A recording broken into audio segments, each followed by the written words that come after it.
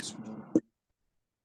الحمد لله رب العالمين الرحمن الرحيم مالك يوم الدين إياك نعبد وإياك نستعين اهدنا الصراط المستقيم صراط الذين أنعمت عليهم غير المغضوب عليهم ولا الضالين. Saya boleh termula sekejap insyaAllah. Sila, sila. Okey, baik. Bismillahirrahmanirrahim. Pertamanya terima kasih kepada Ustaz Ajwad, sahabat saya juga di Cinta Kaza Malaysia. Rasa mula kenal masa dulu awal-awal dekat Asatizah Tadabbur, Dream Team Tadabbur Center. Sekarang ni Ustaz Ajwad dia banyak bertumpu pada perjuangan Gaza, Palestin. Banyak juga manfaat yang saya dapat ambil, Alhamdulillah. Dan tak lupa juga kepada Tuan Puan, saya agak takut sebenarnya bila ramai bila agak ramai jumlah lebih kurang 12 orang. Mudah-mudahan dengan apa yang kita cuba lakukan malam ni, insyaAllah Allah memudahkan segala urusan kita. Alhamdulillah Rabbil Alamin, wassalatu wassalamu ala Rasulillah wa ala alihi wa sahbihi wa man wala. Malam ni insyaAllah kita akan sama-sama melakukan tadabbur kepada surah Al-Mulk. Saya kira mungkin boleh nampak apa yang saya kongsikan. Cuma saya tak pasti bila saya share slide nampak muka saya ke tak. Saya harap masih nampaklah muka saya sebab saya cuba buat macam inilah. Okey, tapi cabarannya adalah saya nampak macam tak pandang kamera kan. Tapi tak apa, saya cuba yang terbaik insyaAllah sebab saya tak sempat charge laptop. Petang tadi saya ada kelas. Baru balik tarawih tadi, baru check Allah tak ada bateri. So, begitulah apa yang berlaku kan. Baik, malam ni insyaAllah kita akan sama-sama melakukan tadabbur kepada surah Al-Mulk.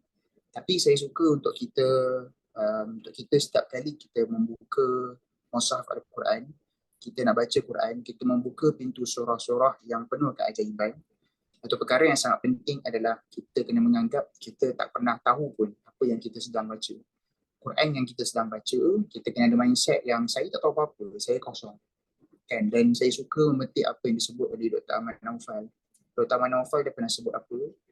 Hari ni kita mungkin boleh tengok ramai sangat orang share bacaan tafsirnya, ramai sangat orang share tadabburnya dan seumpamanya. Kita mungkin rasa macam dah selesai kot, kan? Rasa macam tadabbur Al-Mulk dah pernah dengar dah sebelum ni. Dan kita mungkin rasa macam saya dah cukup faham dah tentang Al-Mulk. Tapi Dr. Ahmad Naufal kata apa? Tidak. Kalau kita pernah fikir macam tu, kita sebenarnya salah.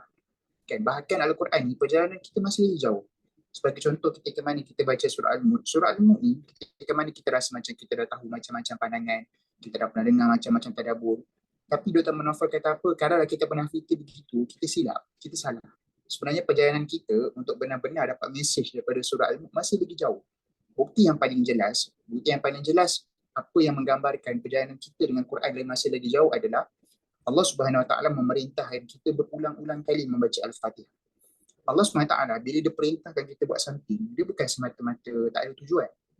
Setiap perkara yang Allah takdirkan, setiap perkara yang Allah perintahkan, semuanya bertujuan. Dan hasil renungan daripada ulama tafsir yang melakukan tadabbur, kenapa agaknya Allah perintahkan kita berulang kali baca Al-Fatihah?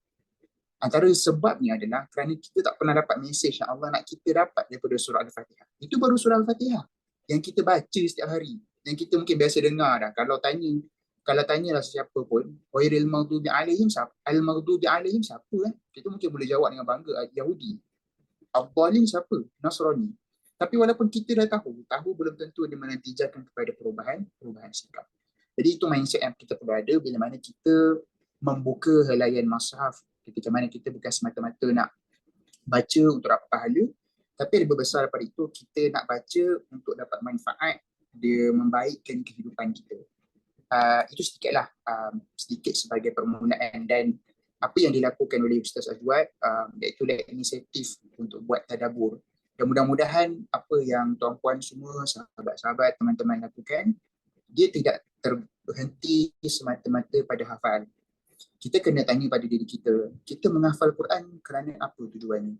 Dan dalam Quran kita akan temui ada 2 kalimah yang dia membawa maksud ingat. Satu hafaz, satu lagi zikir. So apa beza hafaz dengan zikir? Hafaz ni kalau saya boleh kongsikan adalah sesuatu yang kita tak pernah ada dalam diri kita dan kita dah dapat benda tu. So benda yang kita kena buat adalah kita kena jaga benda tu. So kalaulah kita menganggap menghafaz ni semata-mata pastikan dia ada dalam fikiran tanpa kita ada usaha untuk menjaga, maka itu kesilapan, itu satu kesalahan. Okey, zikir pula apa? Zikir adalah benda yang sesuatu yang dah ada dalam diri kita, namanya spiritual. So bila dah ada, apa yang kita perlu lakukan adalah kita perlu sentiasa sebut perkara itu supaya spiritual itu tidak hilang. Apa yang dalam diri kita tidak hilang. Sebab kita ni salah satu daripada apa yang Allah ciptakan dalam diri kita adalah salah satu software yang Allah ciptakan dalam diri kita, Allah insert dalam diri kita adalah kita ni cepat distract. Kita ni cepat rasa macam, yelah cepat rasa terganggu. Dan itulah tujuan kenapa kita nak menghafaz Quran. Supaya ayat Quran yang kita baca, kita boleh jadikan ia sebagai zikir. Kan, tak ada sebaik-baik zikir melainkan kalam Tuhan. Kan? Setiap ayat-ayat Quran yang kita baca, yang kita jadikan sebagai zikir kita, dia akan bagi manfaat yang sangat besar pada kehidupan kita. Maka kita nak benda step itu dia sentiasa naik daripada satu stage kepada satu stage. Dan stage yang kita nak pergi adalah melakukan tadabbur. Tadabbur ni saya kira kita semua faham maksudnya apa. Tapi yang kita mahu lakukan adalah kita nak tanya diri kita, kenapa kita melakukan tadabbur? Allah SWT sebut satu tempat tentang kenapa pentingnya tadabbur adalah pada surah Muhammad ayat 24. Afala yatadabbarun, a'udzubillahi minasyaitonir rajim, afala yatadabbarun al-Quran am ala qulubin aqfaluha. Kamu tak buat tadabbur ke? Atau Allah sepertinya bertanya kepada kita. Okay. Itulah kenapa tak buat tadabbur? Ataupun hati kamu semua telah terkunci. Kalau saya boleh bagi satu metafora, contohlah, ataupun satu contoh yang kita boleh faham. Bayangkan kita balik rumah, contoh macam tarawih kan, saya balik tarawih. Kemudian bila saya balik tarawih, saya nak masuk rumah dan rumah kunci. So bila rumah kunci, apa yang saya perlukan untuk saya dapat melepasi penghalang pintu dapat masuk ke dalam rumah? Itulah saya perlukan kunci. So tanpa kunci, saya tak boleh masuk ke dalam rumah. Maka seperti itulah cahaya dan hidayah. Cahaya dan hidayah dia akan terhalang kalau kita tidak melakukan tadabbur. So tadabbur adalah apa? Tadabbur itu kunci. So dengan kunci itu, maka penghalang itu akan terbuka dan akhirnya cahaya dan hidayah akan masuk ke dalam hati kita. Okey, itu sedikitlah sebagai mukadimah. Mudah-mudahan kita sentiasa bersemangat dan bermotivasi untuk tidak berada dalam comfort zone kita, kan, dalam situasi mana pun kita berada. Baik, kita tak ada masa yang panjang. Kita ada masa lebih kurang 1 jam. Kita kena berhenti jam 11. Saya ada satu cabaran, saya pernah pergi, saya saja kongsilah awal-awal, supaya rakan-rakan, teman-teman semua maklum dan makruf, ada ayat yang mungkin saya tak pergi detail. Ada ayat yang mungkin saya pergi, kita panggil apa yang surface je. Sebab saya pernah cuba melakukannya dekat Masjid Uniza. Saya mula pukul 8, pukul 11 pun tak sempat lagi selesaikan 30 ayat. Itu saya cuba buat detail lah, hampir 3 jam. So saya terpaksa umumkan awal-awal agar kita semua maklum lah, agar kita semua nampak ada ayat yang saya memang tak mampu nak, bukan tak mampu, ialah tak mampu tu sebab kelemahan saya lah, kelemahan saya tidak berjaya menguruskan masa dengan baik. Tapi supaya kita berjaya uruskan expectation tu, memang ada ayat yang kita sekadar go surface. Tapi mudah-mudahan walaupun go surface, tapi dia dapat bagi kesan lah kepada jiwa dan juga perasaan kita. Okay, so ringkas, saya kira mungkin Sahjud dapat kongsi. Saya mungkin tidak akan ulang, sekadar sebut sekadar lalu sahaja. So surah Al-Mulk ni dia adalah surah terakhir mula dengan tabaraka, itulah keberkatan. So bila dia surah terakhir, maksudnya ada satu perkara yang kita perlu beri perhatian kepada surah Al-Mulk. Dan dia ada beberapa nama yang lain lah, antaranya Al-Mani'ah dengan Al-Munjiyah. Kenapa namanya Al-Mani'ah? Kerana sesiapa yang bersahabat dengan surah Al-Mulk, maka dia akan terhalang daripada mendapat azab kubur. Nabi SAW jamin, Mani'ah adalah terhalang. Maksudnya ada shield yang menyebabkan dia terhalang. Okey, tapi syaratnya kenapa? Syaratnya kena jadi sahabat. Apa maksud jadi sahabat? Maksud jadi sahabat ada 2. Satu, dia tak pernah meninggalkan bacaan al-mud. Sebab sahabat kan sahabat, orang yang sentiasa berdamping. Maksud yang kedua sahabat adalah walaupun dia tak sempat baca atas kesibukan-kesibukan tertentu, dia akan pastikan jiwanya rasa tak tenang kalau dia tidak mendengar bacaan surah Al-Mulk. So itu maksud sahabat, sahabat. Kan dia akan pastikan dirinya tidak boleh hidup tanpa surah Al-Mulk sebelum tidur. Okey. So ini macam apa yang saya sebut tadi lah, apa dia punya hujahnya pada hadis Nabi sallallahu alaihi wasallam. Okey, antaranya lah ini sedikitlah beberapa perkara yang kita akan, nanti saya akan share insyaAllah, saya akan share dengan Ustaz Ajwad, dan mungkin Ustaz Ajwad boleh share lah dengan rakan-rakan yang lain untuk ambil manfaat daripada slide ini insyaAllah. Baik, antara benda yang menarik yang kita akan lalu dalam surah Al-Mulk. Surah Al-Mulk ni asas ni dah akan sentuh 3 perkara. Saya ulang sekali lagi, surah Al-Mulk dah akan sentuh 3 perkara. Satu, dah akan cerita tentang kehidupan dan kematian. Kedua, akan bercerita tentang konsep Ar-Rahman. Dan kemudian yang ketiga, akan memberikan peringatan tentang azab neraka. Okay? Ini 3 perkara besar yang akan disentuh dalam surah Al-Mulk. Baik, setakat ada beberapa soalan ke? Kalau ada beberapa soalan, mungkin boleh terus tanya. Boleh terus bertanya lah. Saya pun, kalau ada soalan, jika ada soalan, saya meraihkanlah soalan.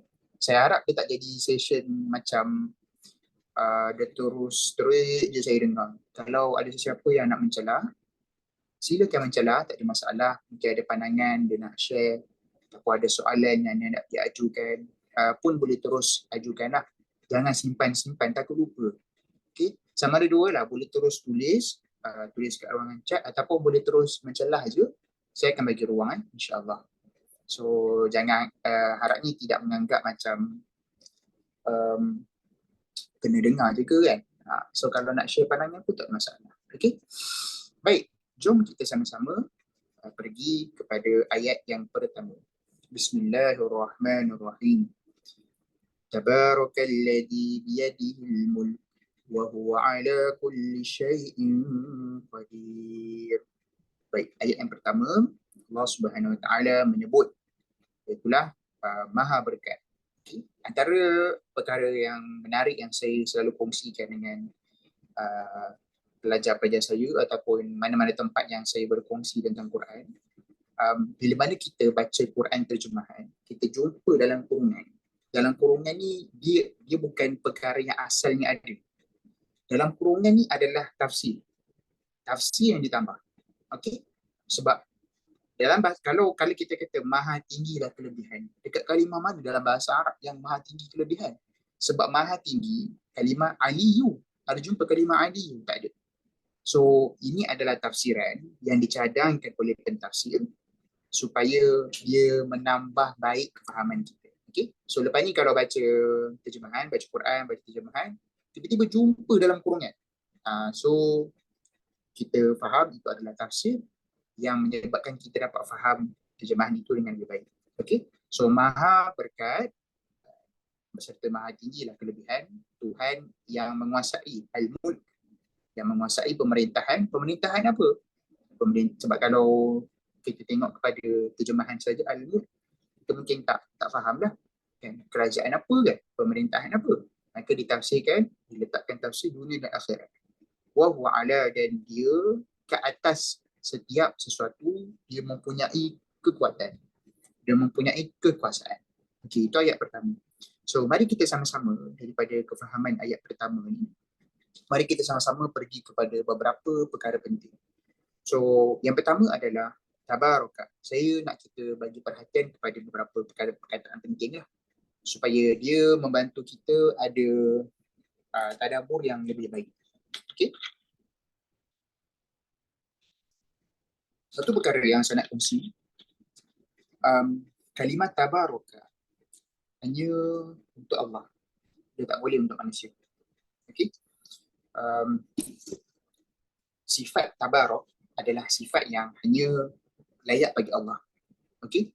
So, tabarak datang pada kalimah baraka ataupun birkah. Birkah ni bawa maksud seperti sesuatu empangan yang melimpah-limpah air ni.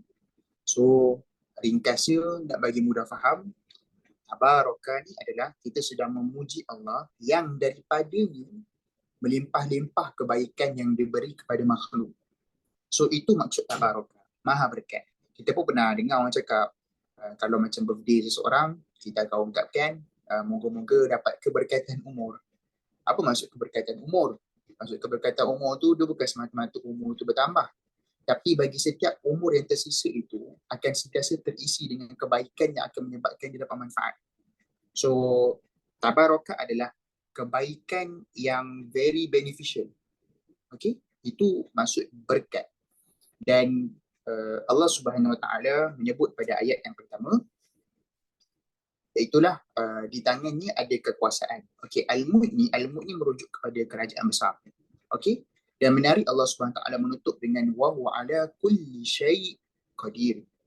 Dan dia juga bagi setiap sesuatu, bagi setiap perkara-perkara kecil di bawah kekuasaan. Ringkasnya apa yang kita belajar tadabbur pada ayat pertama adalah ketika mana kadang-kadang kita selalu rasa kita pernah tak kenal mana-mana figura besar, contohlah artis ataupun influencer. Kadang-kadang bila kita kenal dengan satu-satu orang influencer kan, contoh Ustaz Ajwa sendiri pun influencer dekat Twitter kan, kadang-kadang influencer ni bila kita cuba approach orang, kita cuba message WhatsApp, ada kemungkinan dia macam ignore kita, tak layan kita, ataupun mungkin dia macam tak sedar kita ada kemungkinan begitu kan? Bagi seseorang yang dia dah capai pada level yang tinggi, kadang-kadang dia tak sedar siapa yang berada di bawahnya. So ayat pertama, Allah Subhanahu Wa Taala memberikan satu jaminan kepada seluruh makhluknya. Makhluk tu dapat privilege yang besar tu, dapat, yelah, ada yang kaya, ada yang, yelah, kita tengok kan ada orang dapat privilege. Ada orang yang macam nampak macam hidupnya sentiasa nampak macam malang tu kan. Walaupun bagi seorang mukmin dia tak sebut malang. Bagi seorang mukmin dia akan sebut, kata Nabi SAW, ajaib bagi urusan seorang mukmin, dapat kebaikan dia syukur, dapat apa yang dia lihat sebagai keburukan dia bersabar. So semua benda bagi dia baik.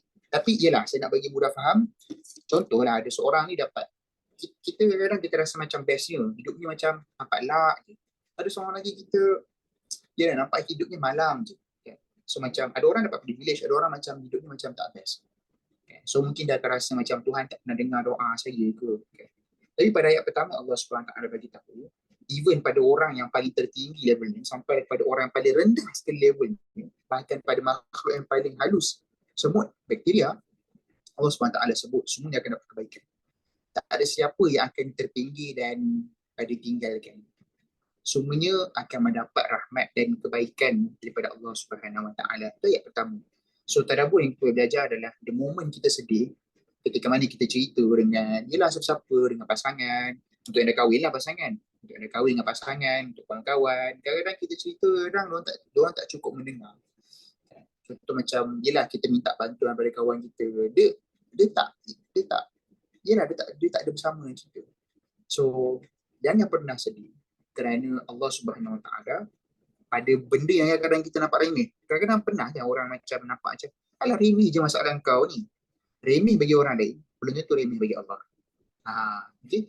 So ini antara tadabbur yang kita belajar pada ayat yang pertama. Kemudian ayat kedua, alladzi khalaqal mauta wal hayata liyabluwakum ayyukum ahsanu amala wa huwal azizul ghafur. Itulah Allah SWT menyebut, dialah Allah juga yang telah pun menciptakan, menciptakan kematian dan kehidupan. Dan Allah SWT sebut apa tujuan ada mati dan hidup? Untuk menguji kamu semuanya. Menguji siapa? Manusia dan jin. Manusia dan jin. Sebab Allah SWT sebut dalam surah Az-Zariyat ayat 56, wa ma khalaqtul jinna wal insa illa liya'budun. Bukanlah diciptakan manusia dan jin melainkan untuk beribadah. So bila untuk beribadah dan ujian, maksudnya untuk kita lah, manusia dan jin. Dan apa tujuan ujian? Untuk Allah SWT melihat ayyukum ahsanu amala. Siapa yang lebih baik daripada kalangan kamu semua? Siapa lebih daripada kalangan Islam semua tu yang lebih baik amal.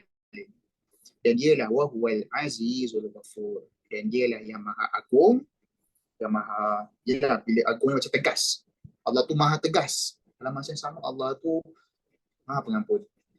Okay, so pertama antara benda yang menarik yang mungkin kita boleh sama-sama renung pada ayat yang kedua ini adalah kenapa agaknya Allah SWT sebut mati dulu baru hidup.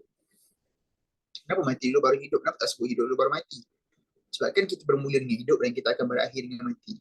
So ini antara tafsir yang dikongsikan oleh para ulama. Kenapa mati dulu? Sebab dunia ni pengakhirannya mati. Sedangkan akhirat pengakhirannya adalah kehidupan selama-lamanya. Sebab tu mati dulu baru hidup. Nak cerita apa akhir bagi dunia dan apa akhir bagi akhirat.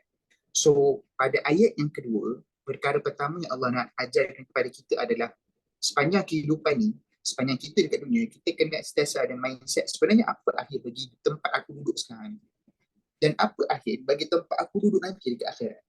So itu mindset yang Allah nak kita ada. Dan kemudian bila kita dah clear dengan mindset itu, maka kita akan faham bahawa sebenarnya dunia ni adalah ujian. Ujian apa? Ujian bagi respon. Kan bagi setiap perkara dalam hidup kita ni, kita sebenarnya diuji untuk being respon kepada sesuatu. Contoh macam kita nampak seseorang buat perkara yang tak disenangi, contoh macam buang sampah merata-rata. Kita ada dua pilihan untuk respon. Mungkin dua, mungkin tiga. Satu, mungkin kita marah dia. Yang kedua, kita tak marah dia, tapi kita macam mengutuk dia dalam hati. Yang ketiga, kita mengambil inisiatif, ambil sampah tu, buang sampah.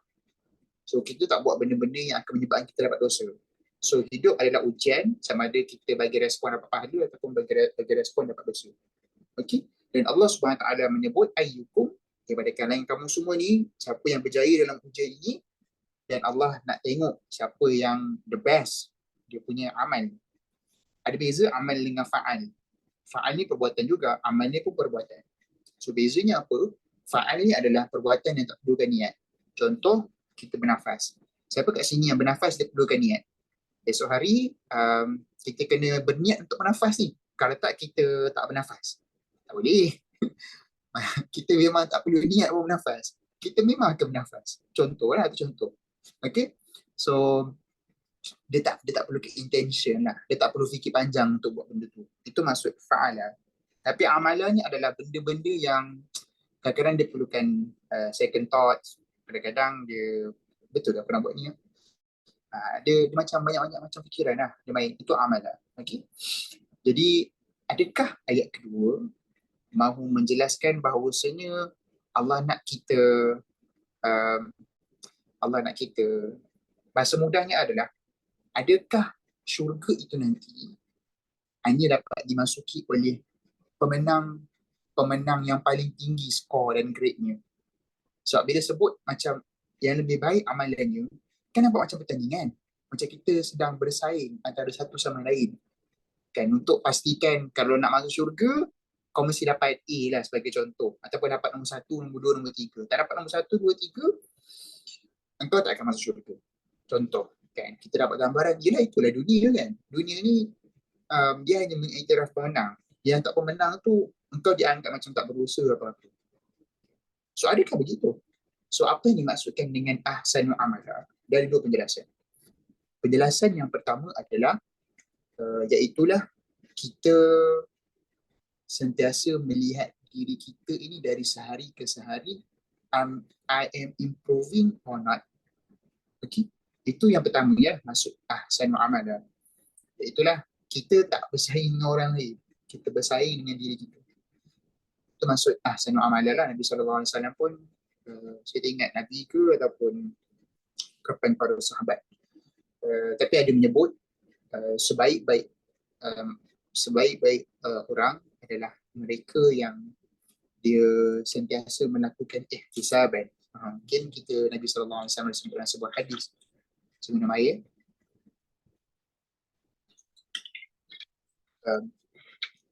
man shoma ramadhana imanan wa ihtisaban. Saya kira kita hafal hadis tu. So maksud ihtisaban adalah kita sentiasa menilai diri kita. Apa aku rasa semalam aku tak baca Quran, aku rasa macam kurang something. So aku nak pastikan aku baca Quran. So itu maksud ahsanul amalah. Dan bagi menjelaskan adakah Allah Subhanahu Wa Taala uh, hanya mahukan pemenang masuk dalam syurga?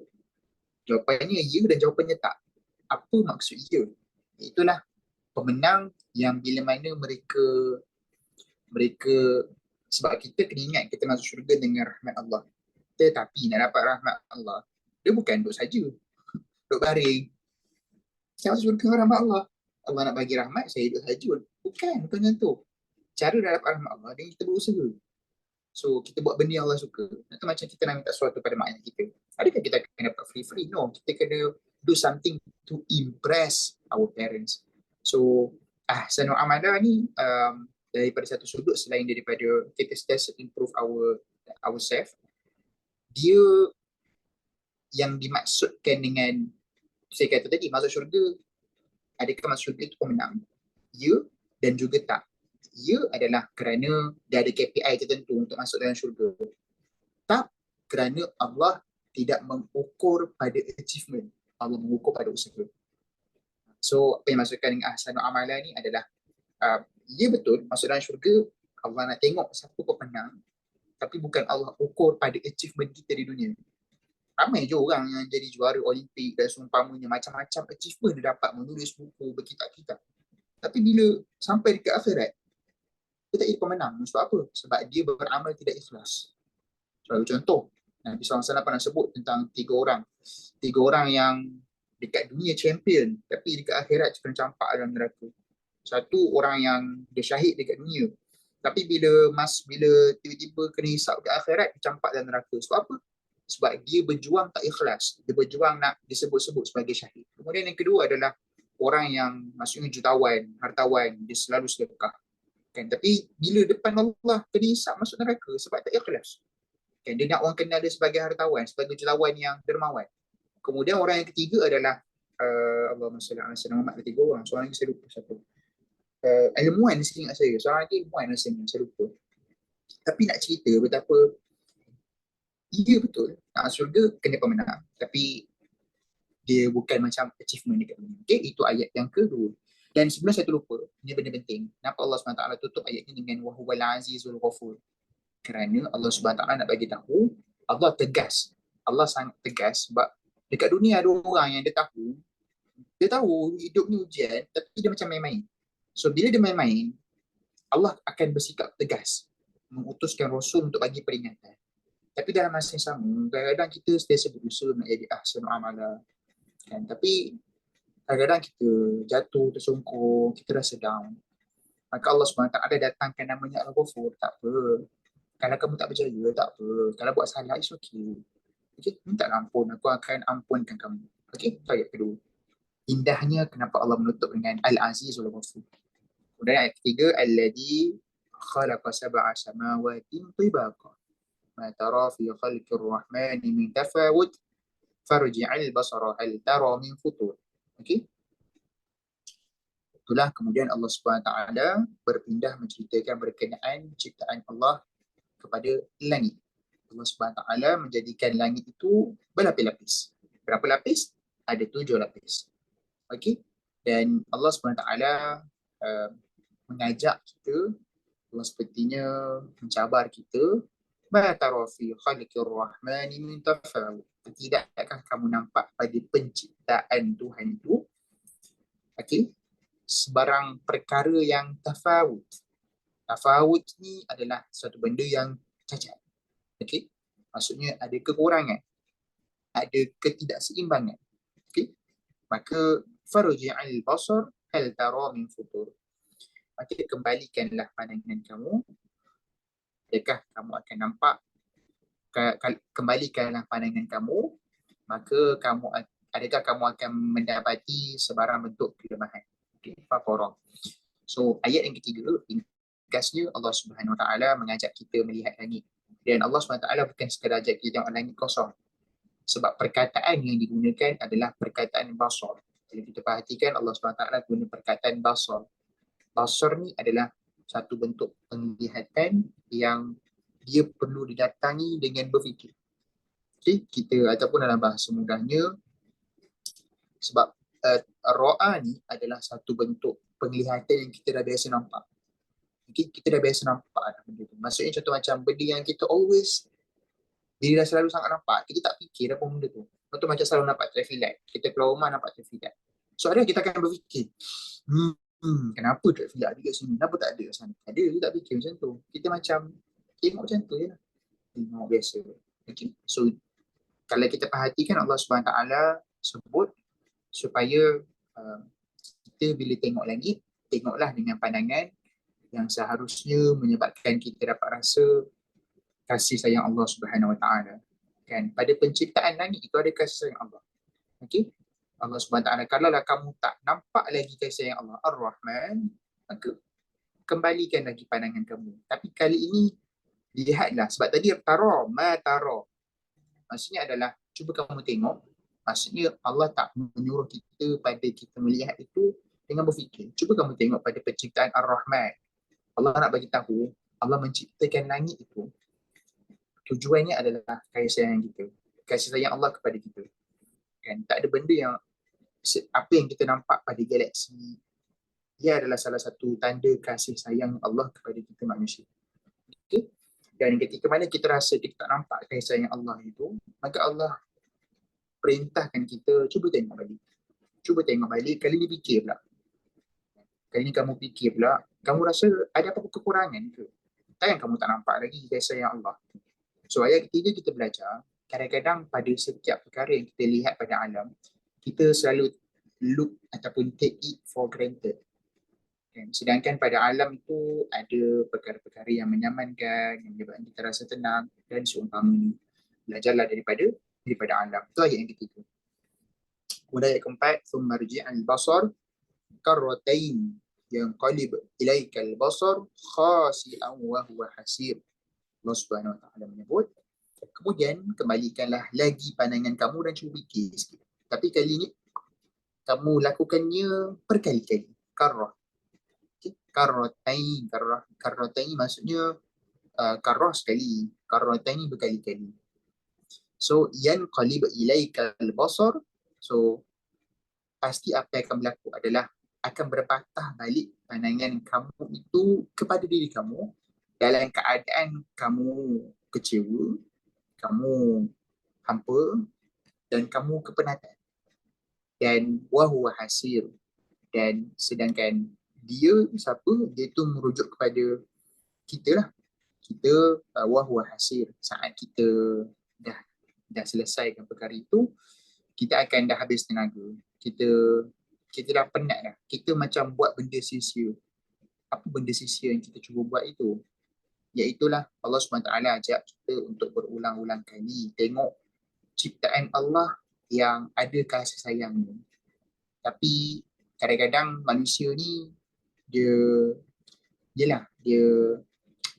terutamanya orang Melayu lah, lagi dia halang lagi dia buat kan. Lagi sebut benda tu tak ada kecacatan. Kita manusia kadang-kadang kita ada tu kecenderungan untuk sentiasa nak explore perkara-perkara yang tidak selayaknya. Sedangkan kalau kita kaji tentang alam ini, kita akan semakin tunduk kepada Tuhan. Tapi kalau cara pandang kita kepada alam adalah untuk mencari kekurangan dan kelemahan, kita nak tundukkan alam kepada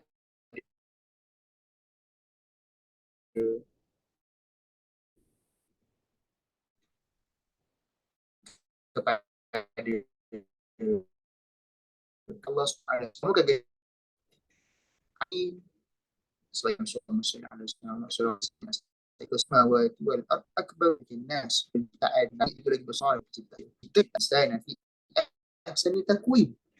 Tapi ia belum tentu menggambarkan kita ini lebih gagah daripada langit dan bumi. Okey.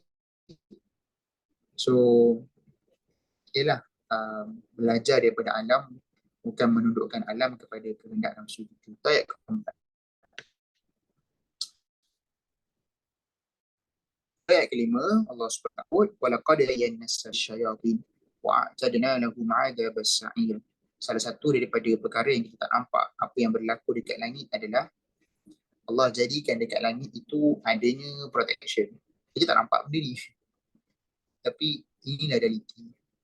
Kan? Dekat langit tu bukan sekadar ada keindahan yang kita tengok kita akan tunduk dan takjub.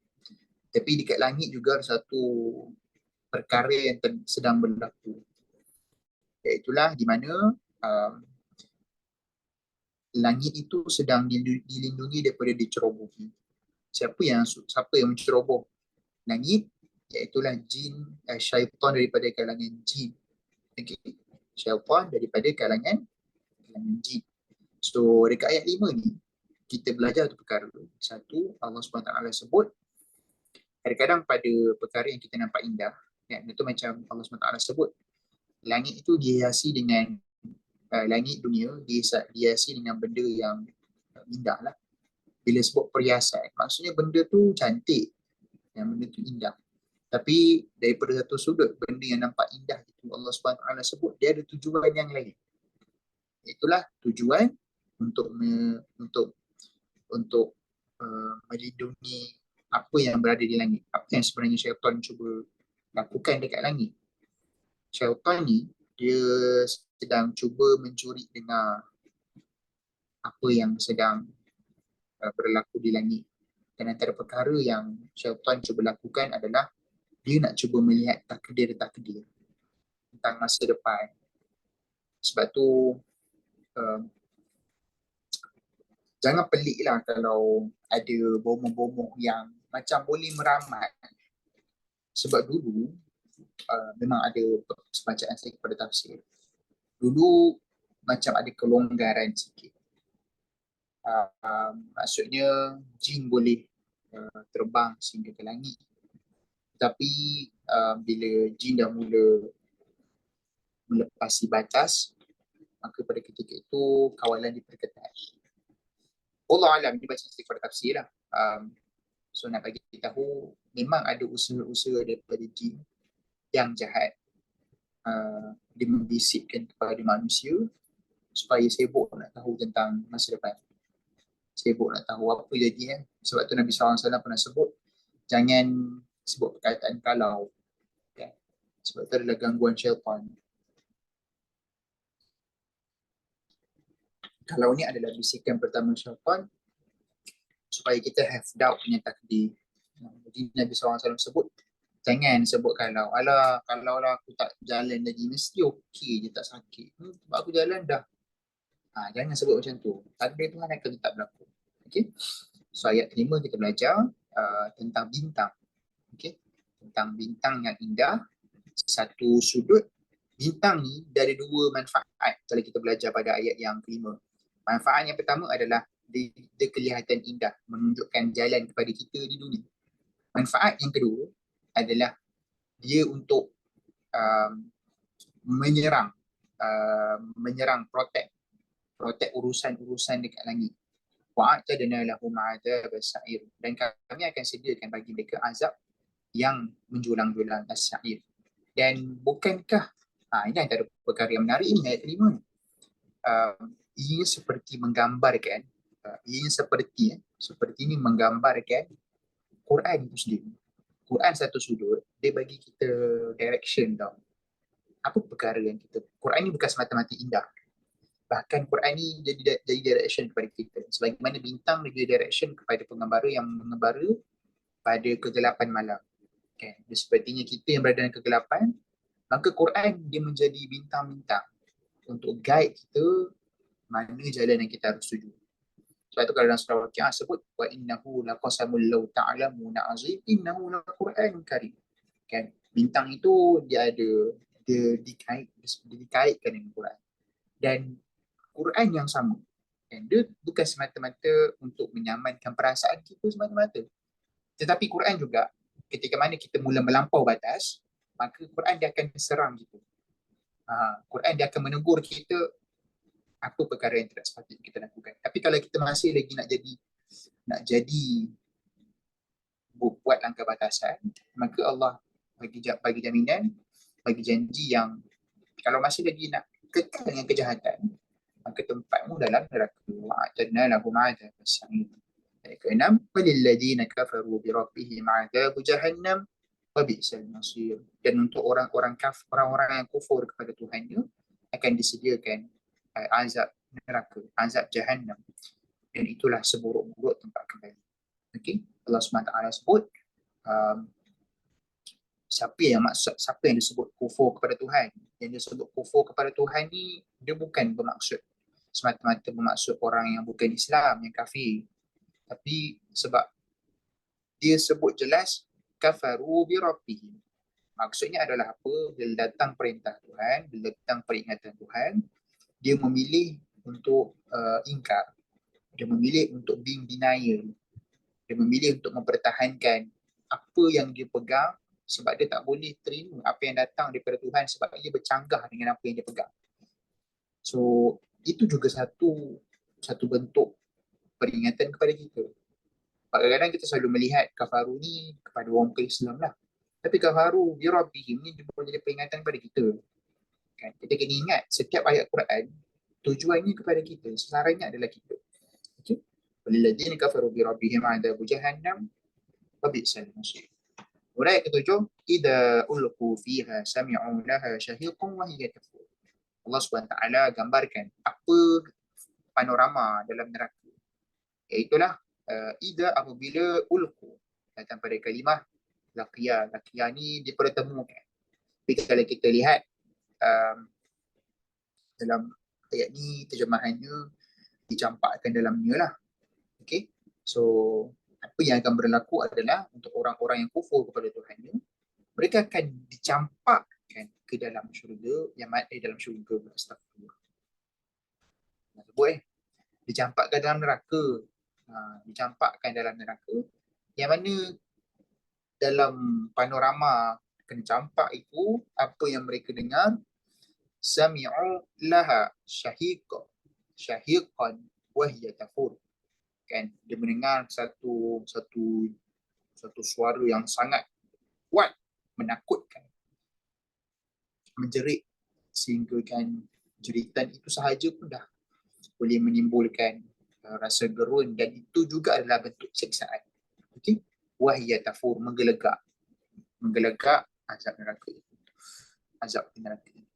Kemudian hanya cakap tu betapa kuatnya suara itu, takadu tamayyazu minal ghaiz, sehingga kan hampir pecah berkecai. Takadu tamayyazu minal ghaiz, apa yang hampir pecah itu? Apa yang hampir berkecai, pecah itu? Itulah api neraka. Api neraka tu nak gambarkan, tak tahu nak gambar macam mana. Tapi dia macam pecah-pecah, berpisah. Nak gambarkan betapa dia sangat besar, dan kemudian something like that lah. Saya pun tak begitu pandai lah nak menggambarkannya. Tapi nak kata benda tu pecah berkecai sebab apa? Sebab sangat marah. Api neraka tu sangat marah. Dan setiap kali kullama ulqiya fiha fauj sa'alahum khazanatuha alam ya'tikum nadir. Dan setiap kali dicampakkan seseorang ke dalam sekumpulan, maksudnya dia akan campak seorang-seorang, sampailah dalam tu dah ada kelompok besar dah. Campak seorang-seorang. Sebelum kena campak, penjaga neraka akan tanya, alam ya'tikum nadir, korang ni tak pernah ada pemberi peringatan datang ke dunia dulu? Okay. So apa yang kita belajar pada ayat ke-8 adalah satu sudut yang kita belajar. Kenapa malaikat ungkapkan perkataan, tanya soalan ni? Sedangkan diorang tahu je, diorang kena campak sebab tak dengar. Tapi kenapa malaikat tanya? Sebab malaikat nak bagi diorang semakin derita, mengenangkan betapa menyesalnya kita dekat dunia dulu. So perkara yang kita belajar pada ayat ke-8 adalah bagi setiap peringatan yang datang kepada kita, janganlah kita ambil ringan. Kita jangan memilih sesiapa yang bagi peringatan. Ada waktunya, yes, penting siapa yang bagi peringatan. Tapi bagi banyak keadaan, kita perlu bagi perhatian kepada apa bentuk peringatan. Kadang-kadang datang daripada orang yang kita sangka-sangka pun, tapi benda tu menjentik hati kita. So bila terjentik hati kita, maka ambil dan terima. Okey. Ayat ke-8. Kemudian ayat ke-9, qalu bala qad ja'ana nadhir fakadzabna wa qulna ma nazzalallahu min syai' in antum illa fi dhalalin kabir. Orang pun jawab bila seorang-seorang mencampak tu, seorang-seorang jawablah, tapi merujuk pada mereka. Bahkan ada pernah datang, sungguhnya masa diorang datang, qad ja'ana nadhirun fakadzabna. Ini sifat orang. Bila datang peringatan kepada kami, kamu buat apa? Kamu memilih mendustakan. Wa qulna ma nazzalallahu min syai'. Dan kami katakan kepada orang, gila tu, ada je korang ni, tiba-tiba Allah turunkan sesuatu pada korang lah. In antum illa fi dhalalin kabir. Dan diorang bukan semata-mata kata macam tu. Bahagian dia kata apa yang korang bawa ni menggambarkan korang ni sesat. Kenapa sesat? Sebab korang cakap benda yang kita orang semua tak pernah, tak boleh nak beri. Kita kadang kita selalu kan, macam kadang ada keadaan kita rasa macam bila seseorang tu asing, tiba datang bagi satu idea kita macam, kau ni pelik lah. So, fi dhalalin kabir juga dalam ayat ni konteksnya adalah kau ni pelik lah. Tiba-tiba nak bagi tahu kita orang salah buat benda ni. Ya kau datang pada Tuhan. So, itu apa yang mereka buat dekat dunia. Cara mereka mendustakan adalah dengan cara begitu. Apa yang maksudkan dengan dusta? Maksudnya adalah mereka tahu itu benda benar. Apa maksud dusta adalah kita tahu benda itu benar, tapi kita in denial. Kita tak boleh accept. Dan kita sebarkan benda tu salah. Kita menukar sesuatu yang benar menjadi benda yang batil. Itu maksud mendustakan. Walhal kita tahu benda tu benar, tapi kita menipu diri kita. Maka dah benar di sini maksudnya adalah kita menipu diri kita. Kita menipu fitrah kita. Dan the moment yang kadang kita setiap hari buat maksiat, buat salah, tapi kita rasa tak ada apa-apa, sebenarnya kita sedang tipu fitrah diri kita. Kita sedang menipu diri kita yang sebenarnya okey je untuk saya buat maksiat. Padahal sebenarnya tak okey. Hakikatnya kita semua tak okey bila buat maksiat. Kita akan rasa berdebar, kita akan rasa macam something is wrong lah. Tapi kita, yelah, kita tak dengar suara hati kita, kita mendengar hawa nafsu kita, tak apa, buat je, tak ada masalah pun. So itu maksud mendustakan. Okay? So tanya diri kita, adakah kita seperti itu? Bimbang. Ayat ini tengah bercakap pasal itu. Tahu tak Umar Al-Khattab?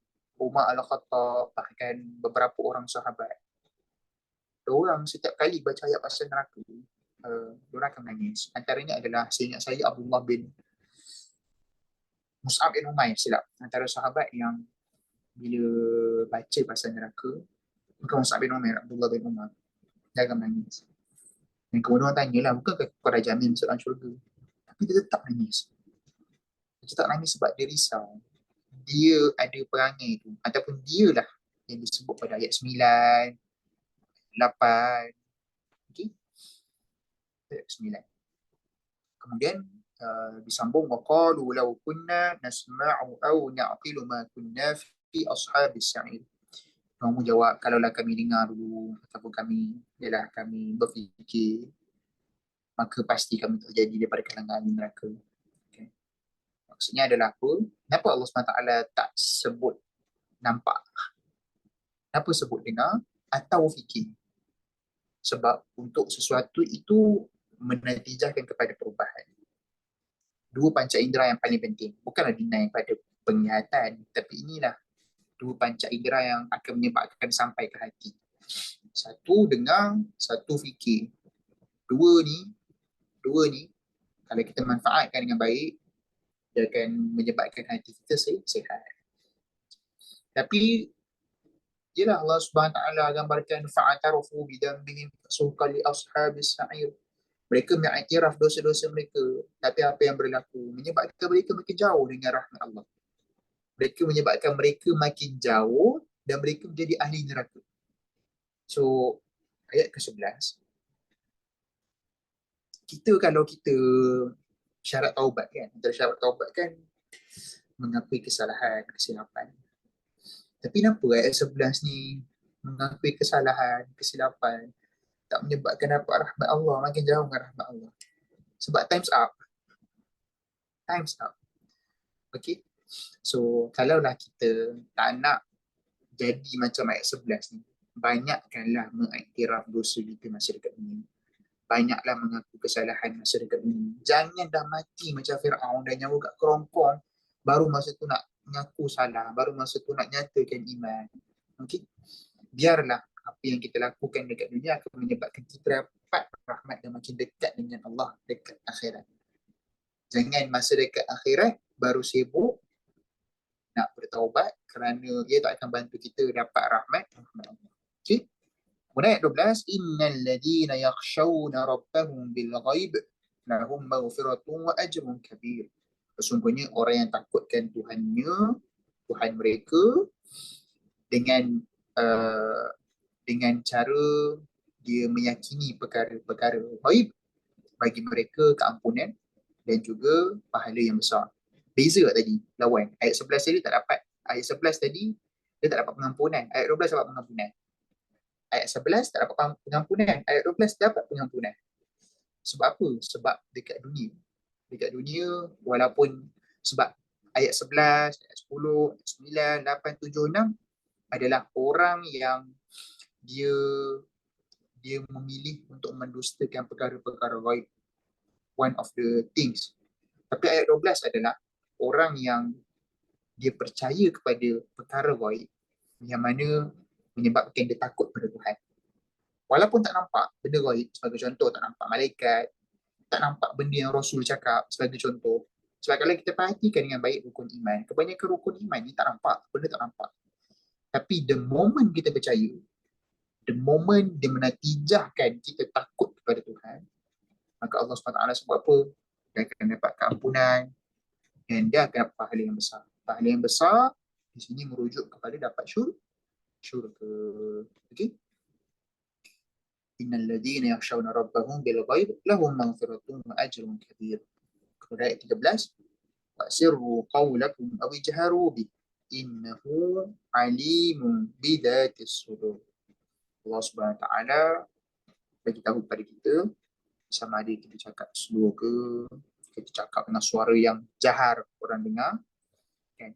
Sesungguhnya Allah Maha mengetahui segala perkara dalam dada kita. Innahu alimun bidzatis sudur. So Allah Subhanahu wa taala yang kita tahu pada ayat yang ke-13, kan, sebab ada orang dia boleh kata dia takut Allah. Dia boleh cakap sesuatu. Tapi ada orang dia boleh cakap saya takut Allah, ataupun nak tunjukkan dia ni benar-benar terkesan dengan Quran ataupun dengan agama. Tapi pada akhirnya Allah tahu hakikatnya. Allah tahu sebenarnya adakah kita ini takut kepada Tuhan ataupun tidak.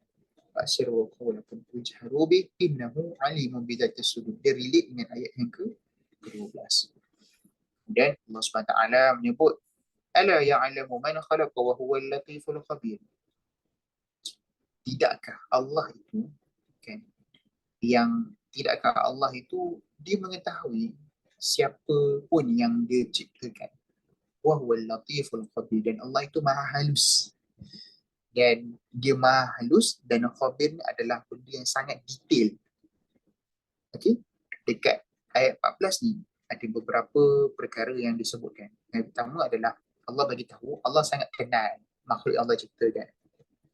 Dan bukan semata-mata Allah sangat kenal makhluk yang Allah ciptakan, bahkan Allah itu maha halus.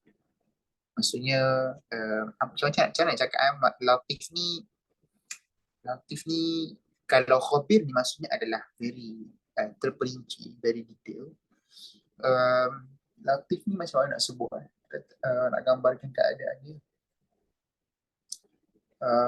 Dia sesuatu yang sangat dia sesuatu yang sangat halus. Maksudnya kalau tadi benda yang very detail, khabir adalah benda yang sangat detail. Macam ada perkara yang kadang-kadang kita tak tahu detail-detail ni. Contoh macam cerita Nabi Yusuf. Walaupun cerita tu sangat lengkap, tapi kita tak tahu banyak benda. Sebab ada benda detail tak ada ceritakan. Tapi halus ni adalah benda yang berkait dengan dalam, yes. Dia berkait dengan hati, benda yang berkait dengan kita punya dalaman. Kita dah jam 11:02. Saya tak pasti adakah kita patut teruskan ke ataupun patut berhenti. Mungkin boleh pandangan Ustaz Ajwad dan juga pandangan teman-teman semuanya. Sama ada patut berhenti ataupun saya ada masa tambahan, boleh teruskan. Saya ada masa tambahan berapa minit?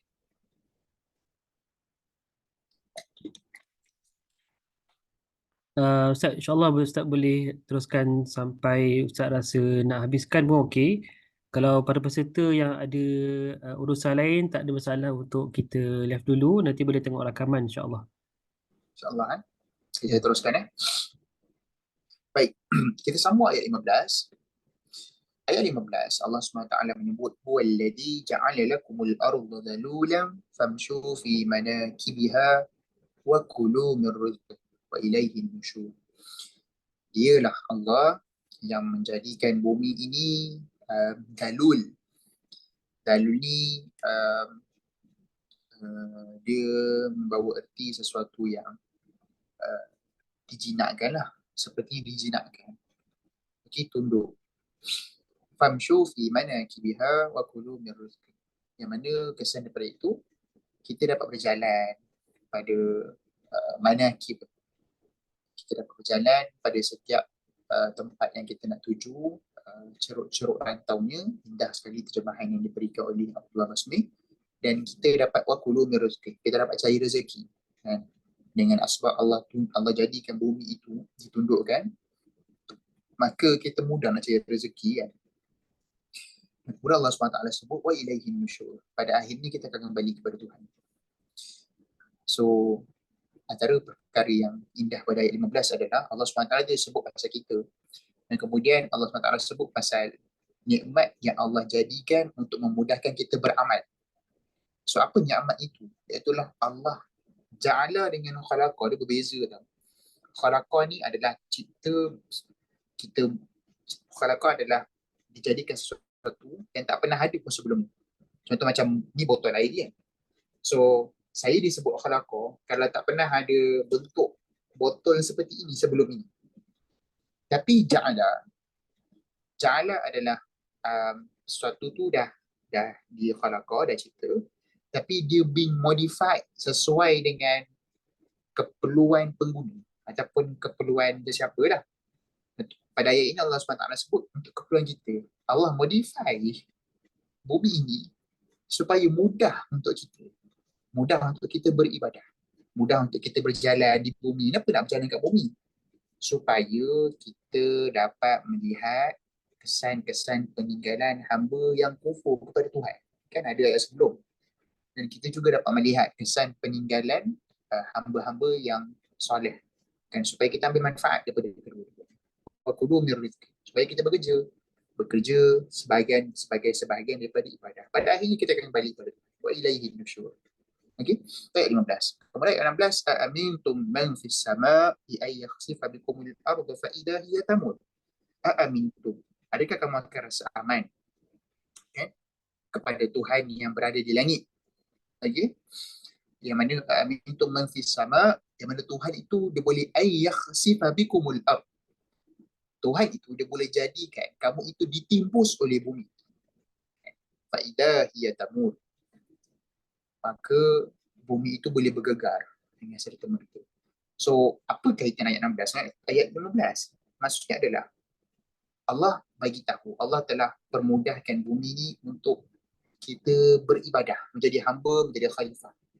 Tapi kalau kita melanggar tujuan kita diciptakan, macam mana kita boleh rasa aman? Macam mana kita boleh rasa selamat? Sedangkan Allah boleh buat bila-bila masa je bumi yang sepatutnya tunduk untuk serve kita, tapi dia marah, dia nimbus. So ayat 16 adalah satu bentuk nazir daripada Allah supaya kita pada setiap masa jangan pernah rasa aman. Bukanlah kita tidur dalam ketakutan. Maksudnya adalah apa? Jadi orang yang bertakwa. Sentiasa berhati-hati. Sentiasa, sebab tu antara kalimah iman, dia ada keakraban dengan aman. Sebab nak bagi tahu orang yang beriman, dia akan menyebabkan orang lain rasa aman. Okay? So, nak tahu kita ni semakin meningkatnya iman kita ke tidak, kita tidak akan pernah rasa aman dengan keadaan kita. Kita akan sentiasa rasa macam tak selesa, not in a comfort zone.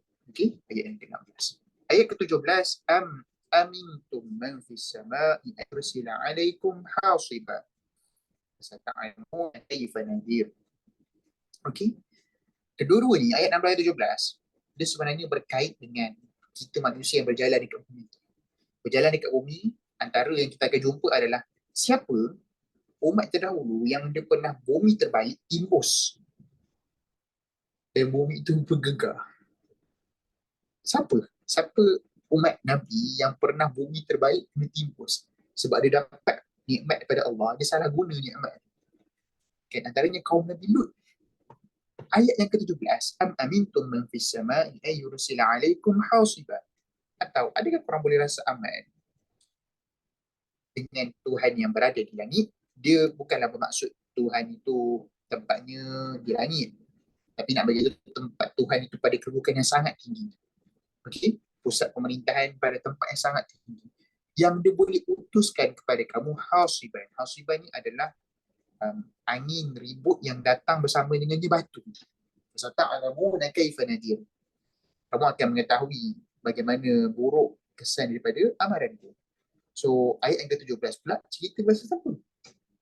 Kaum apa yang Allah putuskan angin ribut dengan batu?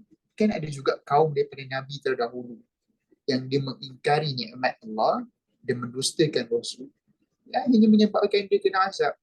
So ayat 16, ayat 17 adalah kesan orang yang benar-benar melakukan disebut sebagai travel. Berapa ramai orang yang dia travel tapi dia dapat kesan kepada iman dan juga peribadi. Ramai, tak sedikit juga orang yang akhirnya travel tapi tak dapat apa-apa. Dia sekadar dapat kenangan, dia sekadar dapat sekadar dapat menunjukkan kepada orang, aku dah pergi banyak tempat dalam dunia ni. Tetapi dia tidak menambah kepada keimanan. Sedangkan perkara yang perlu berlaku daripada perjalanan kita di bumi adalah menambah keimanan. Mulai ayat ke-18, walaqad kadzdzaba alladziina min qablihim fakaifa kana nakir. Dan sesungguhnya telah mendustakan daripada orang-orang terdahulu, dan kamu tak tengok ke macam mana mereka itu, bagaimana Allah memaparkan kemarahannya, kan, fakaifa kana nakir. So ayat 18 dia merumuskan ayat 17, ayat 16. Itulah bahawasanya tadi dah lalu sini nampak lagi kan kesan-kesan tu. So sekarang ni cubalah travel lagi banyak tempat, kamu akan dapati ramai sebenarnya umat manusia yang dia mendustakan rasul-rasul yang datang kepada mereka. Dan cubalah tengok apa jadi dekat orang. Kamu dapat nampakkan dia punya athar ataupun dia punya kesan. So perkara yang kita belajar adalah orang yang beriman adalah orang yang banyak mengembara. Dan dia bukan sekadar kembara kosong. Dia adalah kembara yang menyebabkan dia sentiasa banyak menginsafi diri. Dia tak nak jadi macam orang terdahulu. Orang terdahulu yang mengingkari Tuhan. Dia nak jadi macam orang terdahulu yang taat kepada Rasul. Ayat 19, awalam yarau ila at-tayri fawqahum safatin wa yaqul ma yumsikuhunna illa ar-rahman innahu bikulli syai'in basir. Adakah patut mereka tidak melihat kepada burung di atas mereka, yang mana burung-burung itu ada masanya dia buka sayap dan ada masanya dia menutup sayap. Okay? Ma yumsikuhunna illa ar-rahman. Dan tiadalah yang mengekalkannya. Kan, yumsikuhunna datang pada kalimah sakana lah. Sakana maksudnya kekal, berada dekat langit, kekal berada di atas. Kan pelik kan macam mana burung kalau dia terbang, yalah dia dekat atas lah. Tapi kadang-kadang bila dia macam ada masa dia tutup kan, macam dia terbang kan ada masa dia buka, ada masa dia tutup. Tapi bila dia tutup, boleh stay pula kat langit. Dan Allah bagi tahu tak ada yang menyebabkan dia berjaya kekal, tak jatuh, melainkan Ar-Rahman, kata Allah. Innahu bikulli syai'in basir. Allah SWT mahu kita belajar daripada burung. Tidakkah kamu melihat kepada burung berada atas kamu, yang terbang di atas buku. So Allah nak kita belajar apa sifat yang ada pada burung antaranya. Itulah sifat rajin mencari rezeki. Dan antara benda yang kita belajar daripada burung adalah sifat tawakal. Sifat tawakal di mana mereka percaya, mereka menyerah, mereka berserah. Bahawasanya saya pada hari ini akan dapat kebaikan ataupun tak dapat kebaikan, pada akhirnya dengan takdir Tuhan. Mayumsikun, saya dapat pada hari ini saya dapat macam-macam kebaikan. Dan kebaikan itu datang kerana Allah Ar-Rahman. Innahu bikulli syai'in basir. Dan Allah itu dia melihat kepada setiap perkara-perkara, walaupun benda-benda kecil yang kita selalu ambil remeh dan tak ambil perhatian. Okay, ayat 20. Saya mungkin sebenarnya nak berhenti apa ayat 30, tetapi bateri iPad saya nak mati dah. Saya pun tak ada charger, power bank ke apa.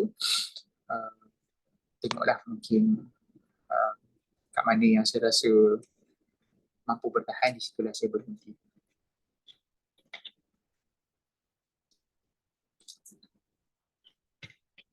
Ayat 20. Allah Subhanahu Wa Taala menyebut berkenaan pada akhirnya yang akan sentiasa bersama dengan kita adalah Allah. Yang akan bagi bantuan adalah Allah. Kita akan dapati, yang perasan tak? Dalam surah ni ada 3 kali sebut Ar-Rahman. Dekat bahagian awal tadi, dan kemudian 2 kali, ayat 19 ayat 20. Semuanya nak cerita tentang betapa kita ni tak deserve benda tu tau. Tapi sebab Allah sayang kita, Allah bagi kita benda tu. Dan Allah nak kita belajar pada burung jadi kan antaranya. So ayat 20, amman hadzal ladzi huwa jundun lakum yansurukum min dunir rahman. Itulah bahkan siapa yang menjadi tentera untuk kamu, yang kamu rasa akan tolong kamu selain daripada Allah yang Maha Pemurah. Inil kafiruna illa fi ghurur. So ayat ke-20 cerita pasal pertembungan. Okay? Cerita pasal pertembungan di antara kebenaran al-haq dengan batil.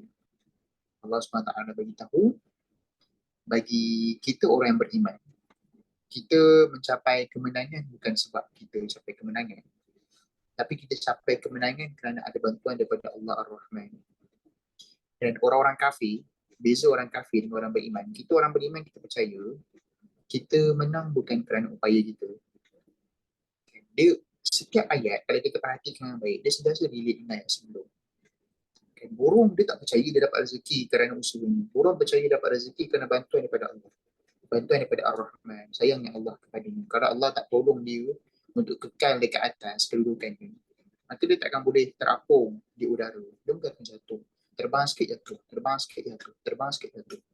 Seperti itulah kita orang beriman. Kita orang beriman, kita percaya yang kita mencapai sesuatu kemenangan bukanlah kerana kekuatan tentera yang kita ada, tetapi kerana bantuan daripada Allah. Sedangkan orang kafir, mereka tertipu dengan kekuatan ketenteraan yang mereka ada. Allah SWT sebut, orang kafir tak lain tak bukan, orang ni terpedaya. Orang ni terpedaya dengan apa yang mereka nampak, kekuatan fizikal. Tapi hakikatnya bila Allah tak bantu mereka, mereka akan berada dalam kekalahan. Jadi kita belajar perkara pada ayat 19, ayat 20, bagaimana cara pandang orang beriman. Cara pandang orang beriman adalah tiada daya dan upaya untuk saya hidup di dunia ini melainkan bantuan daripada Allah.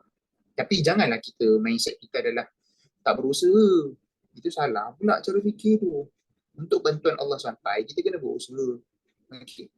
Betul, memang usaha tak semestinya akan menetijakan kepada hasil yang kita mahu. Tapi untuk hasil itu datang, hasil yang umum datang, bantuan Allah, kemenangan Allah datang, dia kena ada usaha. Lepas tu Nabi SAW pun Nabi usaha untuk Allah bagi kepada Nabi kemenangan. Nabi berhijrah, Nabi berstrategi. Nabi tahu Allah akan bantu Nabi untuk Nabi selamat sampai ke Madinah. Tapi kenapa Nabi berusaha buat strategi yang tertentu? Sebab itulah sepatutnya cara fikir orang beriman. Untuk Allah menjayakan takdirnya, perlu ada usaha kita. Okay? Ayat ke-20. Kena ikan lah, saya kena berhenti 21. Saya minta maaf sangat-sangat sebab tak dapat nak selesaikan sampai ayat 30.